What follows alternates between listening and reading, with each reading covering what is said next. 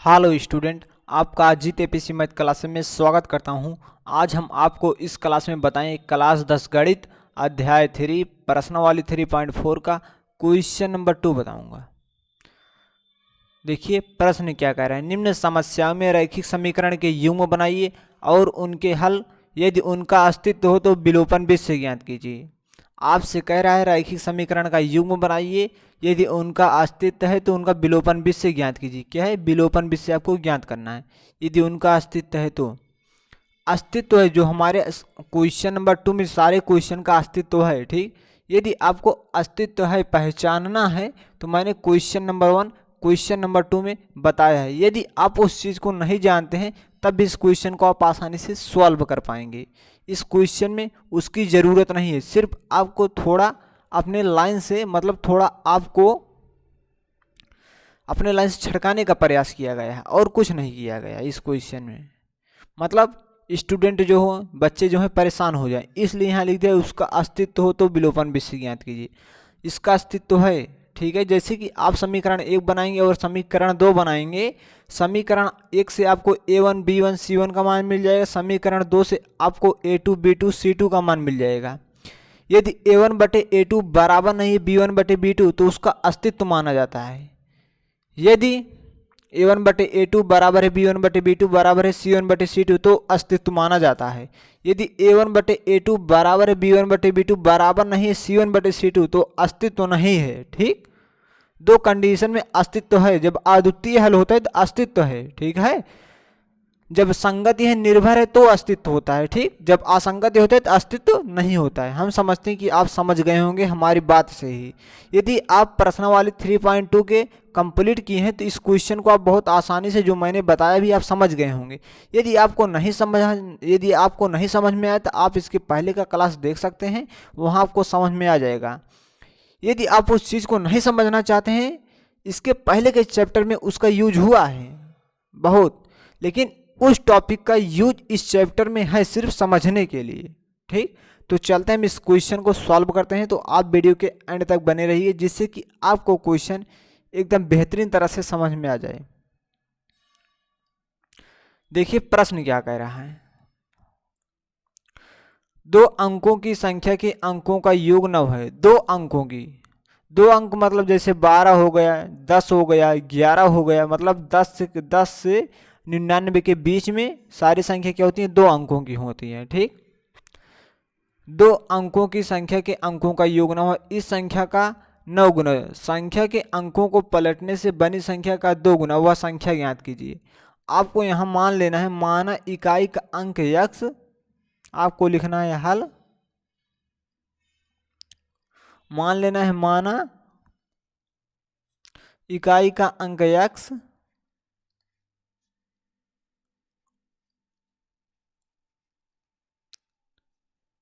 माना इकाई का अंक x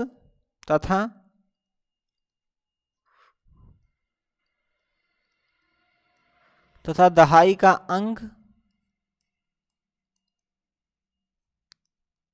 y। देखिए दो अंकों की संख्या के अंकों का योग 9 है। जैसे दो अंकों की संख्या के अंकों, जैसे एक अंक हमारा x है, दूसरी अंक क्या है? y है, इसका योग क्या है? 9 है। तो आपको लिख देना है प्रश्नानुसार। क्या है? आपको लिख देना है प्रश्नानुसार।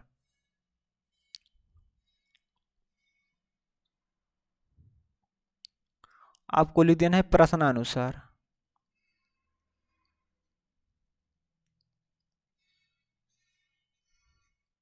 प्रश्नानुसार आपको यहां लिखना है x प्लस y बराबर 9। आपका समीकरण 1 हो गया।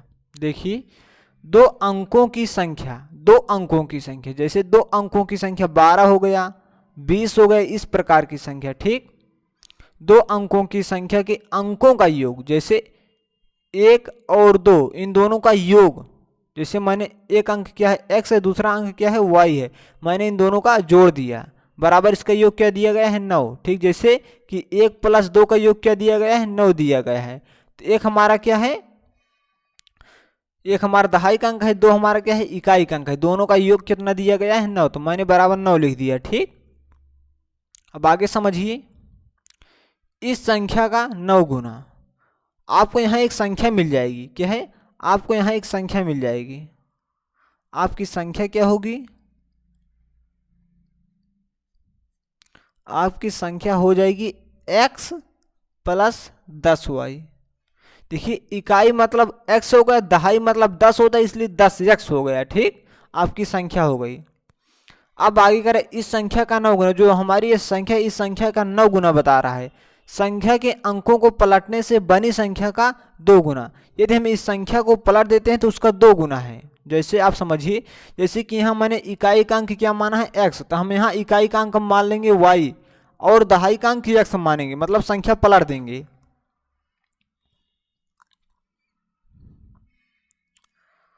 आप लिखिए, संख्या को अंकों को पलटने पर, अंकों को पलटने पर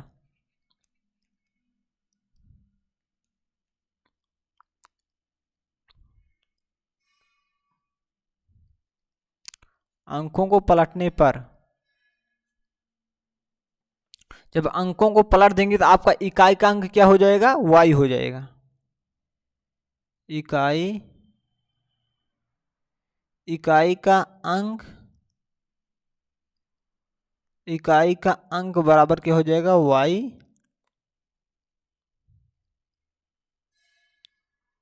दहाई का अंक क्या हो जाएगा, दहाई का अंक हो जाएगा x। तो आपकी संख्या क्या बनेगी, आप इतना नोट कर लीजिए पहले। ठीक, चलते हैं, अब आपकी संख्या क्या हो जाएगी,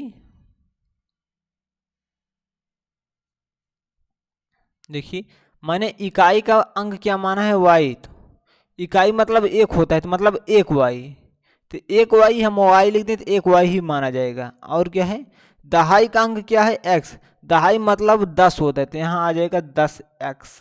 आपकी ये नई संख्या क्या है, ये नई संख्या है, आपकी नई संख्या। अब देखिए प्रश्न अनुसार, प्रश्न क्या कह रहा है, इस संख्या का 9 गुना, जो हमारी संख्या थी इसका 9 गुना, संख्या के अंकों को पलटने से बनी संख्या का 2 गुना। मतलब इस संख्या का क्या है, इस संख्या का, जो हमारी संख्या दिख रही इसका 9 गुना, और जो हमारी ए संख्या प्राप्त हुई है इसका 2 गुना। ठीक, तो आपको यहां लिख देना है, अब हो जाएगा x प्लस 10y। इसका क्या है, इस संख्या का क्या है, 9 गुना, इसमें हम 9 से गुणा करा देंगे। ठीक, बराबर क्या है, इसका 2 गुना, तो यहाँ आ जाएगा y प्लस 10x, इसका 2 गुना, तो यहाँ हम इसमें 2 से गुणा करा देंगे, इसे हम मिटा देते हैं। ठीक, इस चीज़ को हम मिटा देते हैं। अब देखिए आपको यहाँ क्या लिखना है, अब आपको इसमें 9 से गुणा करा लेना है। क्या है, 9 से जब इसमें आप गुणा करेंगे तो आ जाएगा 9x। 9 से 10 में गुणा कराएंगे 10 दहम्मा 90, या 9 दहम्मा 90y आ जाएगा, बराबर यहाँ 2y, 10 दूना 20x। अब आप इसे लिख सकते हैं, देखिए यहां आ जाएगा 9x प्लस 9y 90y। देखिए बराबर के इस साइड जो है प्लस है, बराबर के इस साइड आएगा तो माइनस हो जाएगा, तो -2y, ये प्लस है ये भी आएगा तो हो जाएगा -20x बराबर 0। अब देखिए यहाँ 9x है, यहाँ क्या है 20x है, हम 20x में से 9x घटा दें तो आ जाएगा -11x। उसके बाद देखिए 90y में से हम 2y को घटा दें तो आ जाएगा +88y बराबर 0। अब यहां से हम -11 कॉमन ले लेंगे, तो यहाँ आ जाएगा, तो यहाँ जाएगा x माइनस 8y बराबर 0। देखिए जो 11 इस साइड गुणा कर रहा है, बराबर के इस साइड आएगा तो भाग करेगा, तो यहाँ आ जाएगा x माइनस 8y बराबर 0 बटे -11। तो यहाँ आ जाएगा x माइनस 8y बराबर यहाँ आ जाएगा x माइनस 8y बराबर, जब हम किसी संख्या में 0 से भाग देते हैं, जब हम किसी संख्या से 0 में भाग देते हैं तो हमारा 0 प्राप्त होता है, तो यहाँ आ जाएगा 0। अब देखिए x बराबर आपका आ जाएगा, बराबर के इस साइड माइनस है, बराबर के उस साइड जाते हो जाएगा प्लस 8y। ठीक, अब देखिए आपको x का मान मिल गया है। क्या है, आपको x का जो मान मिला है आपको कहाँ रखना है, समीकरण 1 में रखना है। हम इसे समीकरण 2 मान लेते हैं। ठीक, ये हमारा क्या है, समीकरण 2 है। आप इसे नोट कर लीजिए पहले, उसके बाद आपको इसे नोट करना है। अब हम चलते हैं इसके आगे लिखते हैं। अब आपको क्या करना है, x का मान आपको समीकरण 1 में रखना है। x का मान समीकरण 1 में रखने पर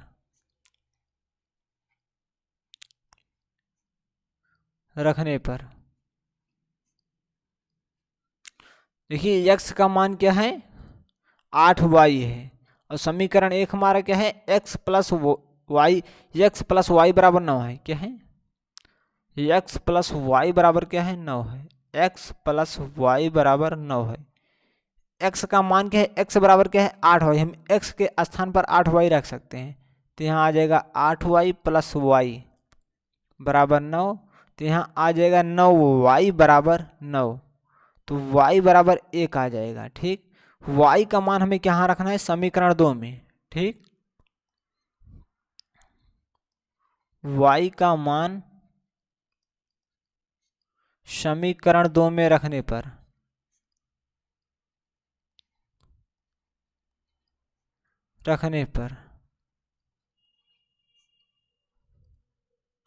y का मान हम समीकरण 2 में रखेंगे। ठीक, समीकरण 2 हमारा क्या है, x बराबर 8y है। x बराबर क्या है, 8y। x बराबर क्या है, 8y है। y के स्थान पर हमें 1 रखना है। ठीक, तो यहाँ जाएगा 8 गुणे 1। 8y जो है आपस में गुणा कर रहा है, इसलिए यहाँ गुणा का चिन्ह लग गया, गुणे 1 लिख दिए, x बराबर 8 आ गया। ठीक, आपको y और x का मान मिल गया, मतलब आपको x और y का मान मिल गया है। अब आपको क्या ज्ञात करना है, आपको ज्ञात करना है संख्या। आपकी संख्या क्या है, आपकी संख्या क्या है, संख्या बराबर है x प्लस 10y। अब आपकी संख्या क्या हो जाएगी, अतः संख्या, आपकी संख्या क्या है, x प्लस 10y। अब आपको यहाँ x का मान रखेंगे जब आप, तो क्या आ जाएगा, देखिए x के स्थान पर 8 रखेंगे प्लस 10 गुणे 1, तो आपका संख्या आ जाएगा 8 प्लस 10 बराबर 18। आपकी जो संख्या आई है 18 आई है। इसी प्रकार से आपको नई संख्या ज्ञात कर लेना है। आपको लिख देना है नई संख्या। नई संख्या में ज्ञात करने के लिए नहीं कहा, लेकिन हम नई संख्या भी ज्ञात करते हैं। नई संख्या हमारी क्या बनी है, देखिए नई संख्या हमारी है y प्लस 10x। क्या है, y प्लस 10x। तो यहाँ आ जाएगा y प्लस 10x। तो y का मान क्या है, 1 है, प्लस x का मान क्या है, 8। तो यहाँ आ जाएगा 1 प्लस 10 से 80। यहाँ आ जाएगा हमारी नई संख्या 81। आप लिख सकते हैं, अतः संख्या 18 तथा नई संख्या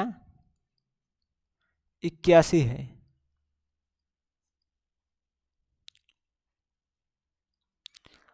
तो आपका क्वेश्चन सॉल्व हो चुका है। हम समझते हैं कि यह क्वेश्चन आपको बहुत सरल तरीके से, आसान तरीके से समझ में आया होगा।